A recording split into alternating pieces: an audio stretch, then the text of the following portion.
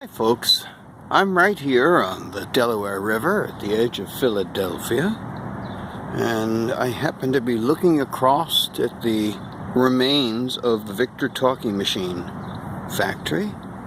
And if you look directly across here, I can use my finger, it's going to be huge on the screen. Looking down, I don't know where my finger, there it is. Okay, there is the factory. There's the office building. And that office building to the left is very important. That's where they made a lot of recordings, on the top floor. I was up there years ago and just kind of stood there in the silence. It's very interesting.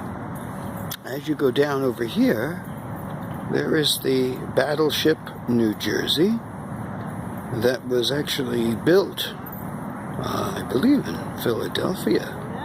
And so it's right across the way in Camden. Other things, as we work our way down, you have the Delaware, of course, as it goes down to the various bridges. And over here is a prize from the Spanish-American War. This is Admiral Dewey's flagship called the Olympia. Very, very famous vessel, and the only survivor of that whole series of warships from that time. It needs a lot of help too, I can see that.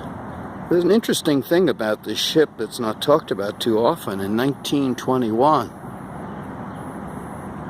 it brought back the remains of the unknown soldier of World War I. That's one of its last major duties. At that point, it was nearly 30 years of age, the ship. This is the last of the big, you wouldn't call it a battleship, but more of a cruiser. It was actually made to have sails. It could use sails to help it move along. And it sits here in Philadelphia, somewhat forgotten.